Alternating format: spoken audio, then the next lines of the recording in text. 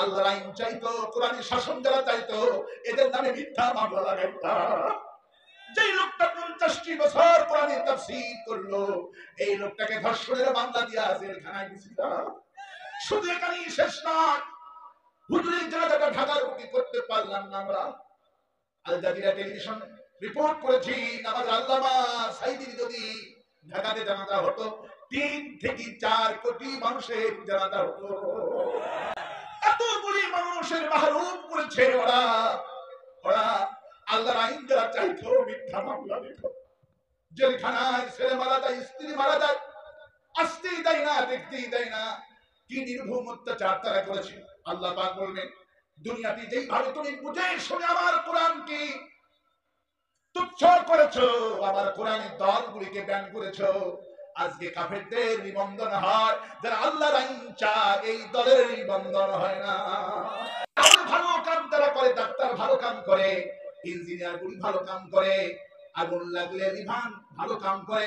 ভালো কাম যারা করে তাদের নামে মামলা হয় না, তাদের নামে হামলাও হয় না। কিন্তু যেই রোগ ভালো না হলে কনফার্ম জাহান্নাম, সেই রোগের কথা আল্লাহ পাক বলেন, ফি কুলুবিহিম মারাদুন। তোমার অন্তরে যে রোগ হয়, এই রোগ যদি ভালো না হয় বান্দা, তোমার জায়গা জাহান্নাম হবে। এই রোগ যারা ভালো করে, এই রোগের যারা চিকিৎসা করলেন 50টি বছর ধরে, আমাদের কোরআনের বাণী 50টি বছর, 50টির উপর দেশে ঘুরে ঘুরে হিন্দু খ্রিস্টান তার কোরআনী কালিমের তাফসিরে রোগগুলি হিন্দুর ভালো হলো, খ্রিস্টানের ভালো হলো। হাজার হাজার বামপন্থী তারা একামতি দিনের কর্মী হলেন, যার তাফসির শুনে যেই লোকটা এত বড় ভালো কাম করলো, এই ভালো মানুষটাকে উচিত ছিল তার উপায়ন করে তাফসির মাহফিল আয়োজন করা। তাফসির মাহফিল হচ্ছে, কিন্তু মানুষ শুনছে কোরআন, কিন্তু কোরআন বুঝছে না। আমার দেশে প্রধানমন্ত্রী থেকে শুরু করে নিয়ে এমন কোন নেতা নাই যারা কোরআন শরীফ খতম করে না। প্রধানমন্ত্রী বাইরে ভাই শুনলাম বছরে 3 বার কোরআনে কারীম খতম করে। কতবার? নারায়ণগঞ্জের শাহ ওসমান সাহেব দৈনিক 70 রাকাত নফল নামাজ পড়ে। আসসালামু আলাইকুম ওয়া রাহমাতুল্লাহ। نحمده ونستعينه ونستغفره ونعوذ بالله من شرور أنفسنا ومن سيئات أعمالنا. من يهد الله فلا مضل له ومن يضلله فلا هادي له. ونشهد أن لا إله إلا الله وحده لا شريك له. ونشهد أن سيدنا وحبيبنا ومولانا محمدا عبده ورسوله الذي أرسله بالحق بشيرا ونذيرا وداعيا إلى الله بإذنه وسراجا منيرا. فقد قال الله تعالى في كلامه المجيد وفرقانه الحميد. أعوذ بالله من الشيطان الرجيم. بسم الله الرحمن الرحيم. إن الله وملائكته يصلون على النبي. يا أيها الذين آمنوا صلوا عليه وسلموا تسليما. اللهم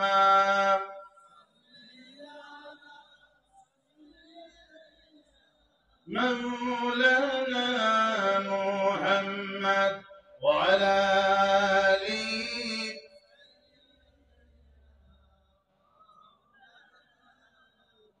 بلغ العلا بك كماله كشاف الدجى بجماله حسنت جميع خصاله صلوا عليه اے تیری معراج تھی کہ تو لوہا قلم تک پہنچا اور میری معراج ہے کہ میں تیرے قدم تک پہنچا بلغ العلا كشاف الدجى بجماله حسنت جميع خصاله صلوا عليه سورة يوسف بداري حكمة القرآن ما کریے قرآنی باری اے دل شدیمان ما بلغ العلا كشاف الدجى بجماله أثلت جميعا صلوا عليه اللهم صل على محمد وعلى آل محمد كما صليت على إبراهيم وعلى آل إبراهيم إنك حميد مجيد اللهم آمين ربنا ظلمنا أنفسنا وإن لم تغفر لنا وترحمنا لنكونن من الخاسرين আয় আল্লাহ তাআলা অত্র এলাকার যুব সমাজের উদ্যোগে ১৬তম তাফসীর বাগান থেকে এসবি কলেজ ময়দান পার্বত্যপুর আড্ডা থেকে তোমার দরবারে ভিক্ষুকের মতো হাত তুলেছি এমন সময় মজলুম কোরআনটা নিয়ে তোমার কাছে হাত তুলেছি যখন কোরআনের পাখি ১৩টি বছর জেলখানায় থেকে দুনিয়া থেকে বিদায় হয়ে গেল আল্লাহ তাআলা কোরআনের পাখি জানাজা আদা করতে দিল না এদেরকে তুমি খোবাইব বিন আদি রাদিয়াল্লাহু আনহু মঞ্জুর করো দোয়া খোবাইব বিন আদি রাদিয়াল্লাহু আনহু যেইভাবে দোয়া করেছিলেন মৃত্যুর সময় ফাঁসির মঞ্চে গিয়া তোমার কাছে আজকে সেই দোয়া করছি রব্বুল আলামিন খোবাইব বিন আদি ফাঁসির মঞ্চে গিয়ে তোমার কাছে যে দোয়াটা করলো হায় আল্লাহ যারা আমাকে অন্যায় ভাবে আমার সন্তানগুলিকে তিন বানাবে আমার স্ত্রীকে বিধবা বানাবে এদেরকে তুমি গুনে গুনে রেখে দিও এদেরকে তুমি চিনে চিনে রেখে দিও হায় আল্লাহ তোমার কাছে দোয়া করি আমাদের কোরআনের পাখি কি যারা তিনে তিনে জীবনটা শেষ করে দিল মাবুদ এদেরকে তুমি গুনে গুনে রেখে দিও এদেরকে তুমি চিনে চিনে রেখে দিও এরা যেন কেউ তোমার গজব থেকে ছাড় না পায় হায় আল্লাহ আমার মায়েরা ভাইরা হাত তুলেছে এই মাহফিল যারা শোনার জন্য আসলেন যারা আয়োজন করলেন কঠিন কিয়ামতের দিনে একটা সওয়াব দিতে দিন কেউ রাজি হবে না ওই কঠিন মাহশারের দিনে আমাদের এই মাহফিল সকলের জন্য নাজাত রসিলা বানায় দাও আল্লাহ ইয়া রব करम दुआ कर करे ओ बात दे दुआ को जो दिल पर वासर करे ربنا تقبل منا إنك أنت السميع العليم وتب علينا إنك أنت التواب الرحيم سبحان ربك رب العزة عما يصفون وسلام على المرسلين والحمد لله رب العالمين ذكر لا إله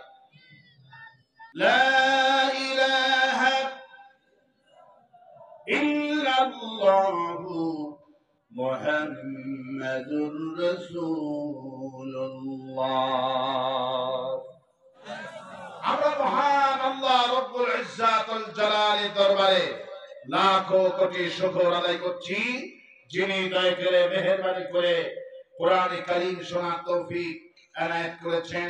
সেই রবের দরবারে প্রাণ ভরে শুকর আদায় করছি। সকলে পড়ছি আলহামদুলিল্লাহ। সবাই পড়ছি রব্বানা লাকাল হামদ হামদান কাসীরান তাইয়্যিবান মুবারাকান ফীহি ইয়া রাব্বি লাকাল হামদু কামা ইয়ানবাগি লিজালালি ওয়াজহিকা ওয়া আযীমি সুলতানিকা। আল্লাহুম্মা আতি নাফসি তাকওয়াহা আনতা ওয়ালিয়ুহা ওয়া মাওলাহা ওয়া খায়রা মান যাক্কাহা। লাখো কোটি দরুদ সালাম মানবতার মহান শিক্ষক সৈয়দুল মুরসালিন রাহমাতুল লিল আলামিন তদানীন্তনের প্রধানমন্ত্রী ও প্রেসিডেন্ট সর্বকালের সর্বযুগের সর্বশ্রেষ্ঠ মহামানব জনাব মুহাম্মদ রাসূলুল্লাহ সাল্লাল্লাহু আলাইহি সাল্লাম। উপস্থিত আড্ডাবাসী, নিয়ামতপুরবাসী, আশেপাশে সভাগ থেকে আগত, আশেপাশে থানা থেকে আগত কোরআন প্রেমিক মুসলমান ভাইরা এবং মায়েরা, কোরআনে কারীম শুনতে আসতে পেরে খুশি না বেদার? খুশি না বেদার? কারা খুশি আছেন দুহাত তুলে দেখান।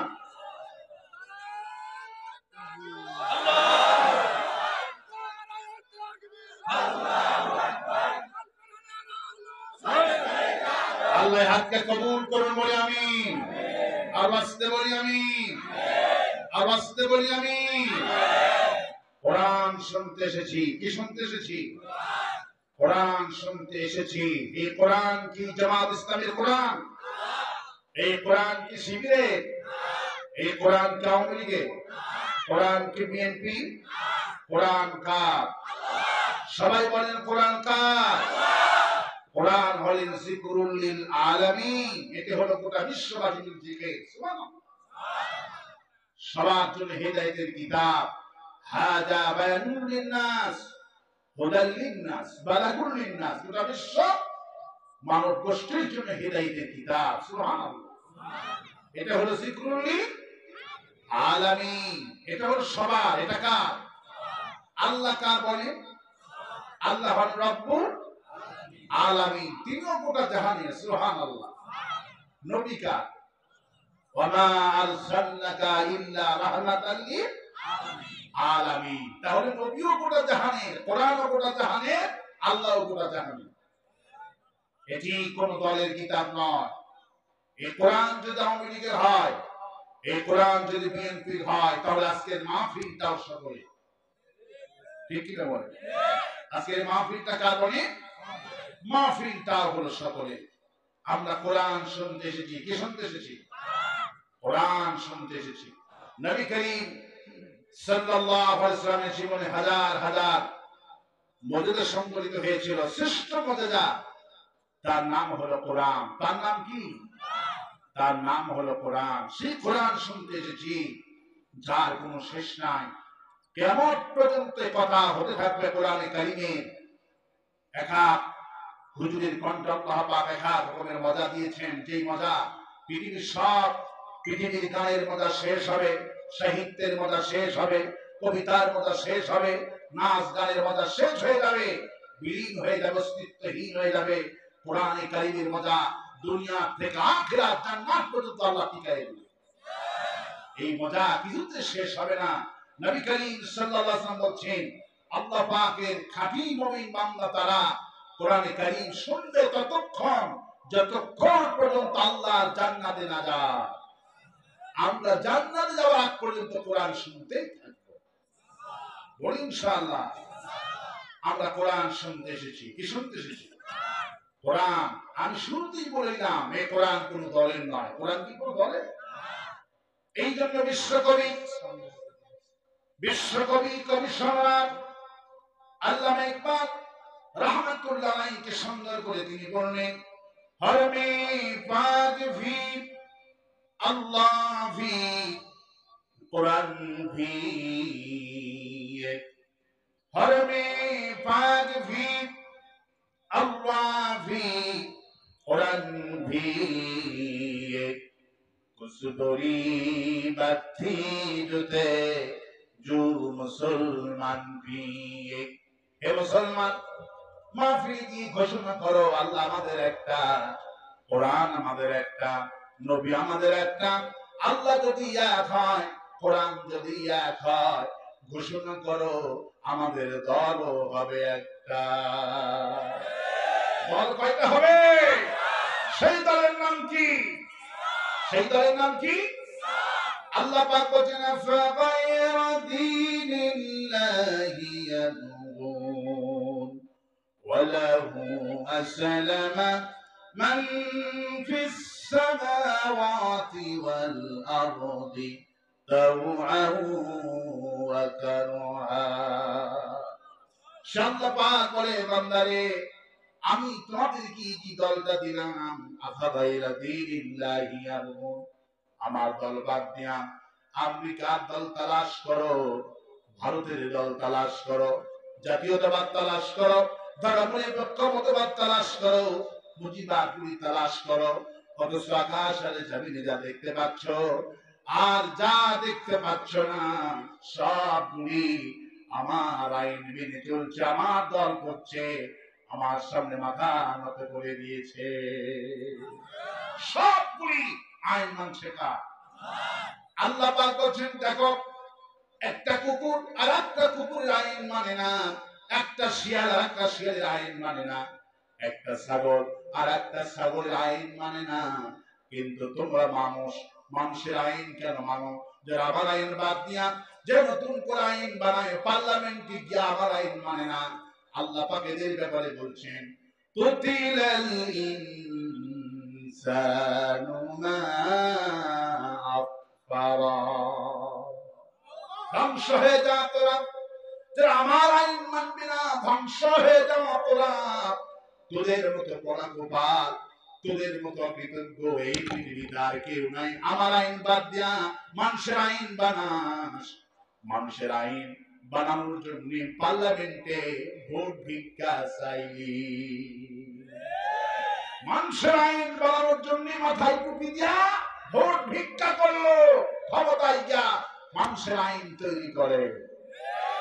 কুতিলাল ইনসানু মা আখফারাহা ওদের যদি ধ্বংস, ওদের আল্লাহর আইন বাদ দিয়ে নিজের আইন বানায়, এদের যদি দুনিয়াও শেষ আখিরাতও শেষ। আজকে কোরআন শুনতে এসেছি, কি শুনতে এসেছি? লক্ষ্য হলো একটা, লক্ষ্য কয়টা? কোরআন বলছে আলিফ লাম রা কিতাবুন আনজালনাহু ইলাইকা লিতুখরিজান নাসা মিনাজ যুলুমাতি ইলান নূর। আমি কোরআন আসছি গোটা বিশ্ববাসীকে আলোর পথ দেখাতে, মুক্তির পথ দেখাতে, গোটা বিশ্ববাসীকে আমি জাহান্নাম থেকে জান্নাতে নিয়ে যাব। আমার পথ হলো জান্নাতের পথ। সুবহানাল্লাহ। কোরআনের পথ কিসের পথ? জান্নাতের পথ। আমি আপনাদেরকে জিজ্ঞেস করতে চাই, কোরআন আজকে শুনবো ভাষার মতো শুনবো না কানার মতো শুনবো? কোরআন শুনবো ওমরের মতো, আল্লাহু আকবার বলো। কোরআন শুনবো আবু বকরের মতো। 900 দিন আবু জেহেল কোরআন শুনলো, কোরআনের কর্মী হতে পারলো না। আর আবু বকর ওমর একদিন কোরআন শুনছে, অমনি কোরআনের কর্মী হয়ে গেছে। সুবহানাল্লাহ। আমার দেশে কোরআন শরীফের আলোচনা হচ্ছে, যুগের পরে যুগ হচ্ছে, বছরের পর বছর তাফসীর মাহফিল হচ্ছে। এই মাহফিলও চলছে 16তম, কততম তাফসীর মাহফিল হচ্ছে। কিন্তু মানুষ শুনছে কোরআন, কিন্তু কোরআন বুঝছে না। আমার দেশে প্রধানমন্ত্রী থেকে শুরু করে নিয়ে এমন কোন নেতা নাই যারা কোরআন শরীফ খতম করে না। প্রধানমন্ত্রী বাইতে বাই শুনলাম বছরে 3 বার কোরআনে কারীম খতম করে। কতবার? নারায়ণগঞ্জের শাহ ওসমান সাহেব দৈনিক 70 রাকাত নফল নামাজ পড়ে, ঠিক কিনা বলে? এত ইবাদত করে, এত কোরআন পড়ে, কোরআন পড়ে, কিন্তু কোরআনটা বোঝে না। কোরআন যদি বুঝতো কোরআনের কোন খাদিম জেলখানায় থাকতো না।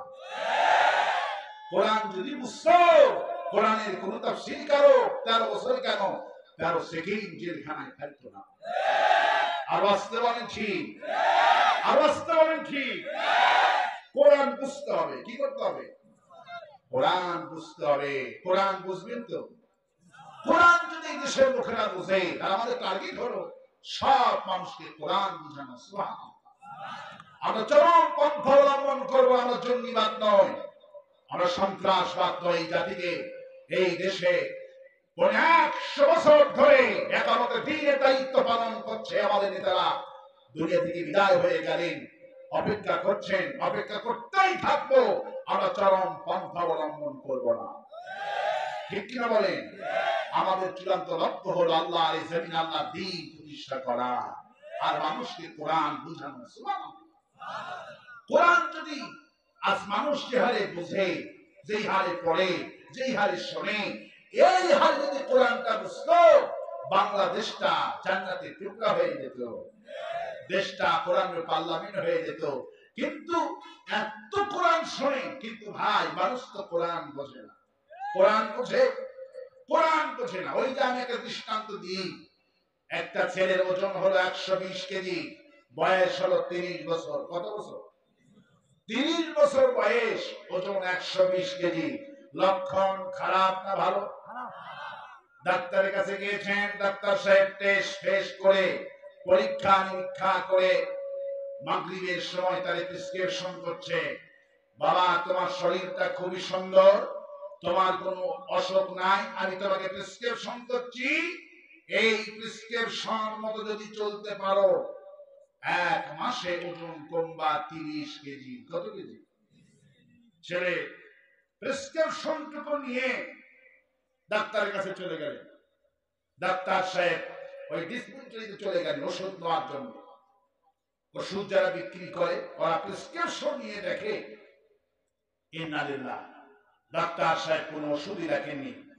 ডাক্তার সাহেব লিখেছে সকালে 3 রুটি, বিকালে 3 রুটি, এই হলো তোমার চিকিৎসা। ছেড়ে প্রেসক্রিপশন নিয়ে টান করে ডাক্তারের কাছে চলে গেলেন। যে বলছে, ডাক্তার সাহেব 800 টাকা ভিজিট নিলি, একটা যে ওষুধ লেখলেন না। ডাক্তার বলছে, ছেলে আমি তোমাকে কি বলেছি? আমি তোমাকে বলছি আমার প্রেসক্রিপশন যদি ফলো করো 1 মাসে ওজন কমবা 30 কেজি। জি স্যার। তাহলে তুমি আসছো কেন? সকালে 3 রুটি, বিকালে 3 রুটি, 1 মাস খেয়ে আমার কাছে দেখা করো। ছেলে কয়, জি স্যার বুঝছি। দরজার কাছে যেতে না যেতেই ছেলেটা এসে কয়, স্যার আর একটা কথা বলা বাকি ছিল। বলো কি কথা?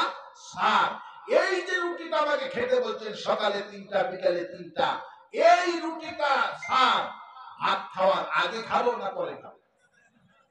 রুটি খাওয়ার আগে খাবো না পরে খাবো? বলতে, স্যার এই রুটিটা আমি খাবো, ভাত খাওয়ার, এটা রুটি খাওয়ার আগে খাবো না পরে খাবো?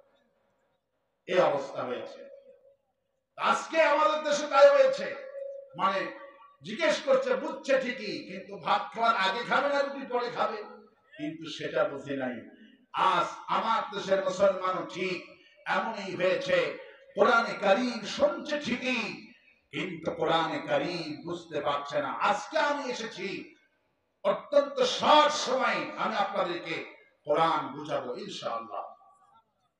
কোরআনের মূল দাওয়াতটা হলো এইটা, মূল দাওয়াত। এখানে আসছেন কেন বলেন তো? শুনতে। বলেন কি শুনতে এসেছি?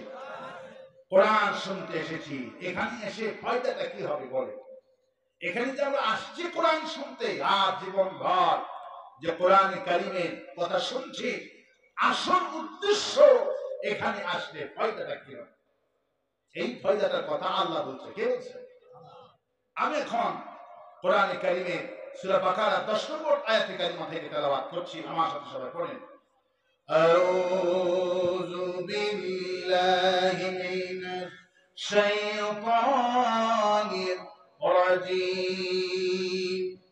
বিসমিল্লাহির রহমানির রহিম। ফি কুলুবিহিম মারাদুন ফাজাদাহুম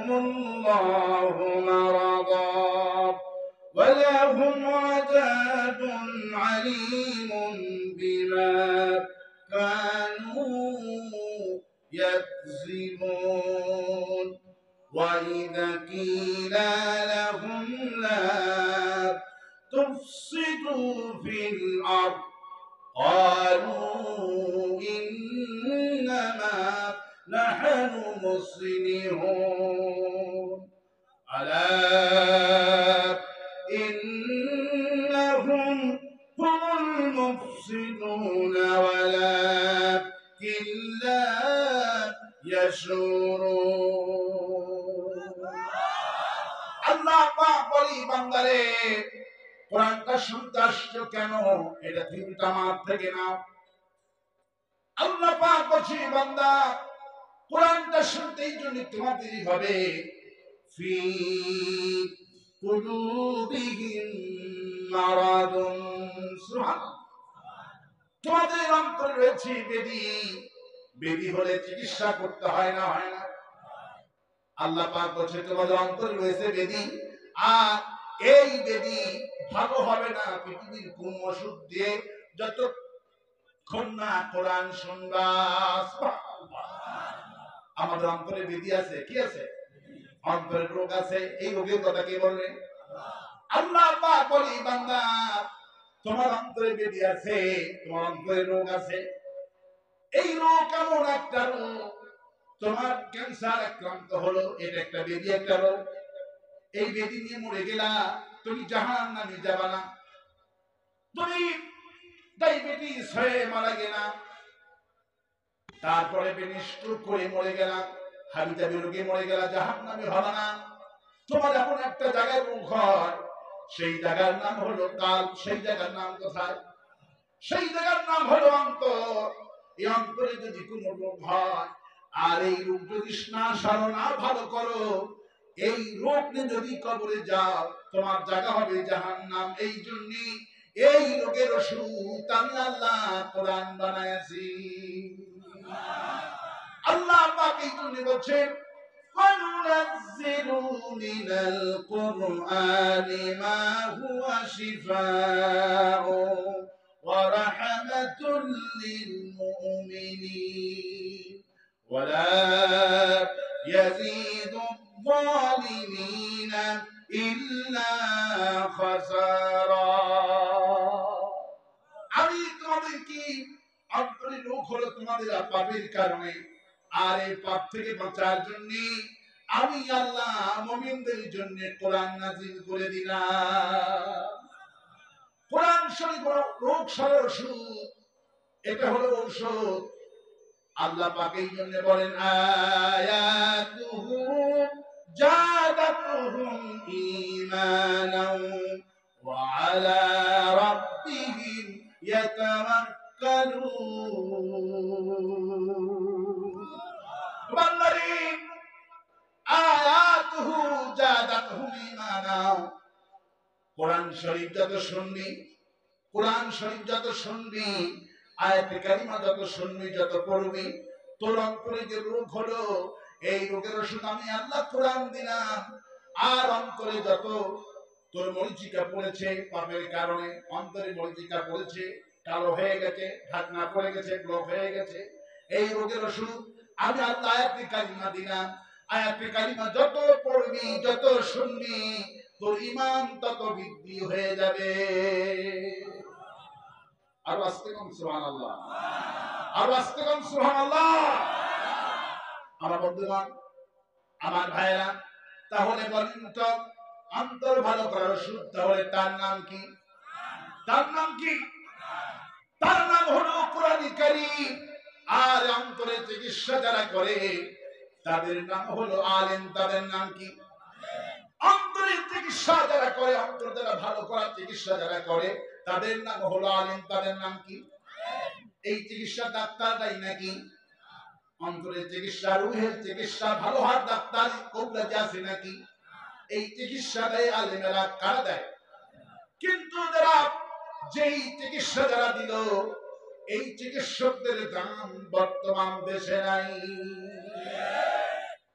ভালো ভালো কাম যারা করে, রাষ্ট্র তাদেরকে সম্মানিত করে, কোন ডাক্তার যখন অপারেশন করে রোগীটা ভালো বানায়, পুলিশ কি কয় নাকি বেটা রোগীটা ভালো করলি কেন তোর নামে মামলা দেব? কেউ কয়?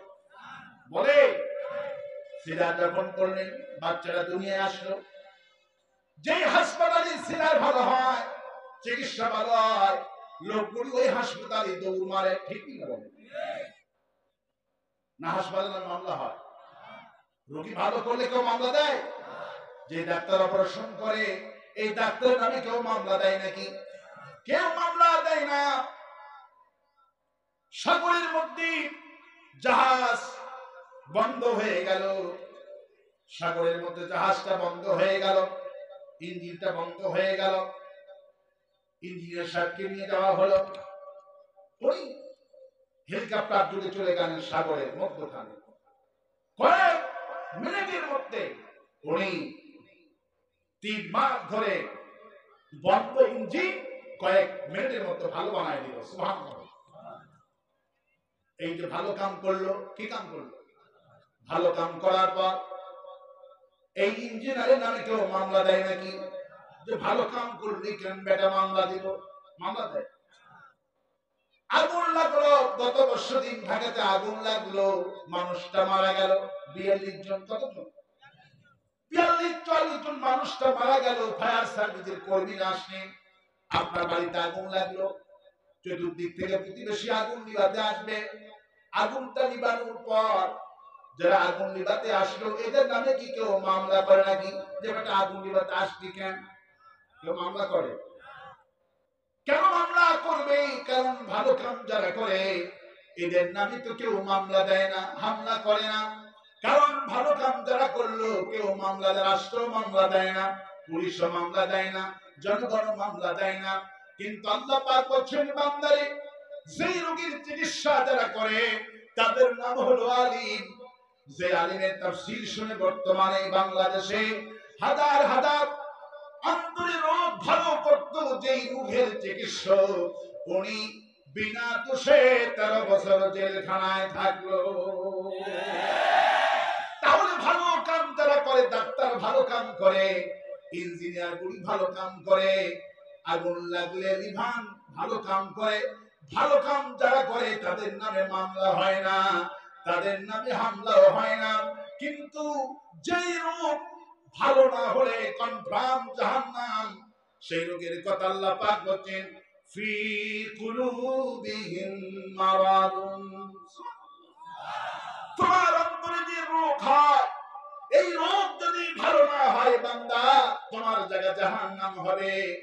এই রোগ যারা ভালো করে, এই রোগের যারা চিকিৎসা করলেন 50টি বছর ধরে, আমাদের কোরআনের পাখি 50টি বছর 50টির উপর দেশে ঘুরে ঘুরে হিন্দু খ্রিস্টান যার কোরআন কারিমের তাফসিরে রোগগুলি হিন্দুর ভালো হলো, খ্রিস্টানের ভালো হলো, হাজার হাজার বামপন্থী নেতারা একামতি দিনের কর্মী হলেন, যার তাফসীর শুনে যেই লোকটা এত বড় ভালো কাম করলো, এই ভালো মানুষটাকে উচিত ছিল তার অপয়েন্ট করে তাফসীর মাহফিল আয়োজন করা।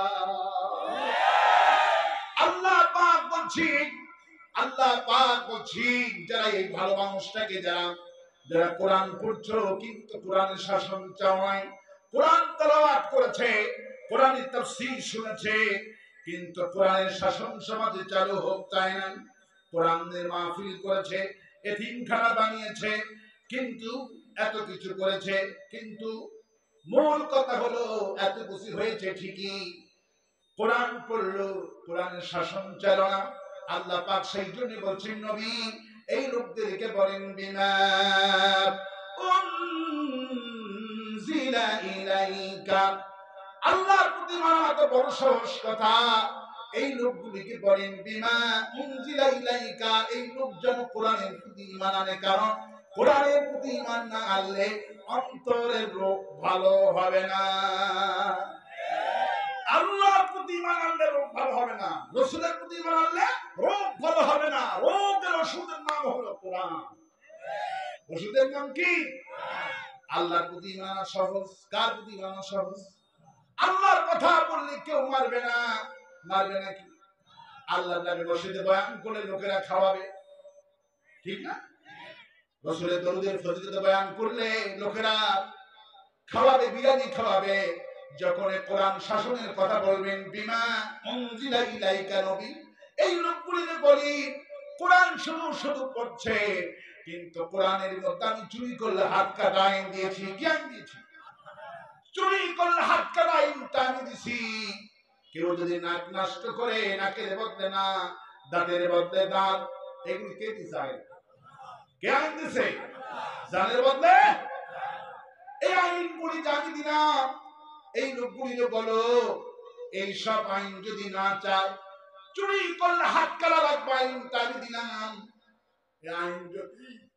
আইন যদি না চায়, এই শাসন যদি না চায়, কিয়ামত পর্যন্ত এতিমখানা বানায়া আর মাদ্রাসা বানায়া আর তাফসীর মাহফিল শুনে জান্নাত হবে না।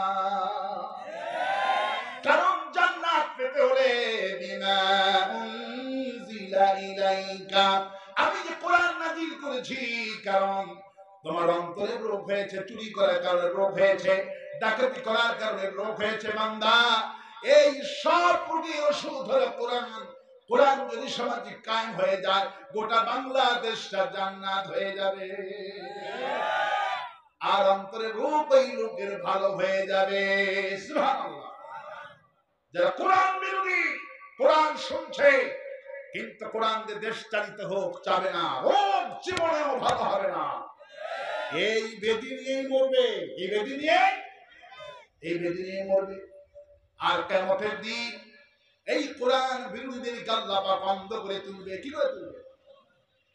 এই কোরআন যারা বিরোধীদের হবে, এদেরকে আল্লাহ পাক বলেন, ওয়ামান আ'রাদা আন যিকরি ফাইন্না লাহু মাঈশাতান দানকা ওয়া নাহশুরুহু ইয়াওমাল কিয়ামাতি আ'মা। নবী এই লোকগুলির শোনায় দেন, মাথায় টুপি দিয়েছে মুনাফিকদের শোনায় দেন, মাথায় টুপি দিল, হজ করলো, যাকাত দিল, কিন্তু আমি যে কোরআন নাযিল করেছি এই কোরআনের প্রতি ঈমান আনলো না, এদের একটু শোনায় দেন। এই দুনিয়াতে চক্ষুষ্মান হলেও, বড় বড় বক্তৃতা করলেও, আখিরাতের দিনে এই লোকগুলি, এই মুনাফিকদেরকে আমি অন্ধ করে উঠাবো। আমার দেশে মুনাফিক মার্কা হুজুর আছে না নাই? মুনাফিক মার্কা টুপিয়ালা আছে না নাই? আল্লাহ পাক বলেন আমি সেটা অন্ধ করে তুলবো। কি করে তুলবে? অন্ধ করে তুলবো। অন্ধ হওয়ার পরে নিজের আল্লাহর কাছে নালিশ করবে। ছেলে কাঁদবে, মেয়ে কাঁদবে, আব্বা আমি তোমাকে দেখতে পাচ্ছি, তুমি কি দেখতে পাচ্ছ নাকি? নেতাজি কাঁদতে থাকবে না, আমি তো দেখতে পাচ্ছি না, আমার চোখটা অন্ধ হলো কেন? আল্লাহর কাছে কৈফিয়ত করবে, ক্বালা রাব্বি লিমা হাশারতানি আ'মা ওয়াকাদ কুনতু বাসীরা। সে বলবে, ওই নেতাজি আল্লাহর কাছে আরজ করবে, আল্লাহ তাআলা আমি তো দুনিয়াতে চক্ষুষ্মান ছিলাম, আমি তো দেখতাম, বক্তৃতা করতাম, বই পড়তাম, কিন্তু আজকে আমি অন্ধ হয়ে উঠলাম কেন? আল্লাহ আমার দৃষ্টি শক্তি হীন হয়ে গেল কেন? আজকে আমি ছেলেকে দেখি না, মেয়েকে দেখি না, আমার পরিবারকে দেখি না, আমি অন্ধ হয়ে গেলাম কেন? সেদিন এই নেতারা আফসোস করে চলবে, এই দুনিয়াতে চোখের পাওয়ার আছে বলে চোখ দিয়া আমাদেরকে আঙ্গুল দিয়ে দেখায়, চোখ উপরে ফেলা হবে, আমাদেরকে হুমকি দেয়, আমাদেরকে ডান্ডা বেরি পড়ায়। সেটা আল্লাহ বলবেন খুজুহু ফাকুল্লু, এদের ধর আর গলায় বেরি পড়া। আজ আমাদেরকে ডান্ডা বেরি পড়ানো হচ্ছে, আমাদের চোখকে উপরে ফেলানো, ভয় দেখানো হচ্ছে, অথচ সেদিন এদেরকে আল্লাহ পাক অন্ধ করে তুলবে। আল্লাহু আকবার। এবার নিদানের জবাবে আল্লাহ পাক বলবেন, ক্বালা কাযালিকা আতাতকা আয়াতুনা ফানাসিতাহা ওয়া কাযালিকাল ইয়াওমা তুনসা। তুমি যেইভাবে দুনিয়াতে আমার প্রকাশ্য বিরোধিতা করেছিলে, যারা আল্লাহর আইন চাইতো, কোরআনের শাসন যারা চাইতো, এদের নামে মিথ্যা মামলা লাগাইতাম। যেই লোকটা 50টি বছর কোরআনের তাফসীর করলো, এই লোকটাকে ধর্ষণের মামলা দিয়া জেলখানায় দিয়েছিলাম। শুধু এখানেই শেষ নয়, হুজুরের জানাজাটা ঢাকার বুকে করতে পারলাম না আমরা। আল জাজিরা টেলিভিশন রিপোর্ট করেছি, আমাদের আল্লামা সাইদির যদি ঢাকাতে জানাজা হতো, 3 থেকে 4 কোটি মানুষের জানাজা হতো। এতগুলি মানুষের মাহরুম করেছে ওরা। আল্লাহর আইন যারা চাইতো, মিথ্যা মামলা দিত। জেলখানায় ছেলে মারা যায়, স্ত্রী মারা যায়, আসতেই দেয় না, দেখতেই দেয় না। কি নির্ভুম অত্যাচার তারা করেছে। আল্লাহ পাক বলবেন, দুনিয়াতে যেইভাবে তুমি বুঝে শুনে আমার কোরআনকে তুচ্ছ করেছো, আমার কোরআনের দলগুলিকে ব্যান করেছো, আজকে কাফেরদের নিবন্ধন হয়। যারা আল্লাহর আইন চায়, এই দলের নিবন্ধন হয় না। আল্লাহর আইন যারা চায়, এই দলকে নিবন্ধন দেয় না। এই দলে নিবন্ধন বাতিল করেছে। আল্লাহ পাক চ্যালেঞ্জ করে বলছেন, ইউরিদুনা লিইউতফিউ নূরাল্লাহি বিআফওয়াহিহিম আল্লাহু মুতিম্মু নূরিহি ওয়ালাউ কারিহাল কাফিরুন। হে কাফেররা, মুখের ফু দিয়ে আমার এই নূর নিবানো সম্ভব নয়। তোরা যত ফু দিবি, আমার কোরআন তত জ্বলবে। তোদের বাপেরাও পারেনি আমার কোরআন কি নিবাইতে। তোর বাপেরা চেষ্টা করে ব্যর্থ হয়ে গেছে, তোর ব্যর্থ হয়ে যাবি, আমার কোরআন কি নিবাইতে পারবি না। এই জন্য বিশ্বকবি, কবি সম্রাট আল্লামা ইকবাল রাহমাতুল্লাহ কি সুন্দর করে বললেন, সতীজা কা রাহা হে अजल से ताइमरोज सतीजा का रहा है अजल से ताइमरोज चिरागे मुस्तफा भी से शरारे गुल हबीब। সেই দিন থেকে আজ পর্যন্ত ওরা চেষ্টা করেছিল মুহাম্মদ নূরকে নিভাইতে, ওরা পারে নাই। ওদের নাকের ডগার উপরে আল্লাহর কোরআনের রাজ প্রতিষ্ঠা হয়েছে। আর বাস্তবন্ধি, আর বাস্তবন্ধি, ভয় পাওয়ার কোনো কারণ নাই, হতাশার কোনো কারণ নাই। আমার ভাইরা ভয় পাচ্ছেন নাকি? হতাশা হচ্ছেন নাকি? এই দুনিয়ায় ক্ষণিকের দুনিয়া, ওরা মাতবরি করছে, একটু পরেই মাতবরি বন্ধ হয়ে যাবে। আমার বন্ধুগণ, আমার ভাইয়েরা, আল্লাহ পাক এবার বলছেন, এই নেতারা অন্তত হয়ে উঠলো। এবার আমলনামা দেখানো হবে, বলা হবে, করা কিতাবাকা কাফা বিনাফসিকাল ইয়াউমা আলাইকা হাসিবা। আমলনামাটা পড়ো, পড়ে পড়ে দেখো জায়গাটা কোথায় হবে। এই নেতাগুলি আমলনামা পড়ে বলবে, হায় রে হায়, মাল হাদাল কিতাব, কি একটা আশ্চর্য কিতাব। ছোট বড় রাতের দিনে যখনই যে আমল করেছি, কোন আমল বাদ পড়ে যায় না। فمن يعمل مثقال ذرة خيرا يرى ومن يعمل مثقال ذرة شرا يرى। যারা পরিমাণ আমল করেছে তাও দেখানো হবে, আর যারা পরিমাণ যা ভালো আমল করেছে তাও দেখানো হবে।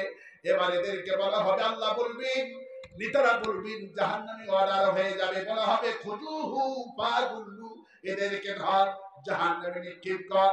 জাহান্নামে যাওয়ার পর কর্মীরা নেতাকে বলবেন, নেতাজি তুমি না দুনিয়াতে অনেক টাকা কামাইছো, টাকাগুলি কোথায় গেল? আল্লাহ পাক বলে, সেদিন নেতারা বলবেন, মা আগনা আন্নি মালিয়া, ওই দামি টাকা কামাইছিলাম মিলিয়ন ট্রিলিয়ন কোটি টাকা, ওই টাকাগুলি ব্যর্থ হয়ে গেছে। আজকে আমাদের দিনে টাকা কোনো কাজে লাগবে না। একটু পরে কর্মীরা বলবে, তোমার না ক্ষমতা ছিল, ক্ষমতাটা কই গেল? তখন নেতারা বলবেন, হালাকা আন্নি سلطانيا আমার ক্ষমতাও শেষ হয়ে গেল। এবার বলা হবে সুম্মাল জাহিম সাল্লু, জাহান্নামে ফেলে দে। নেতাগুলিকে জাহান্নামে ফেলানো হবে।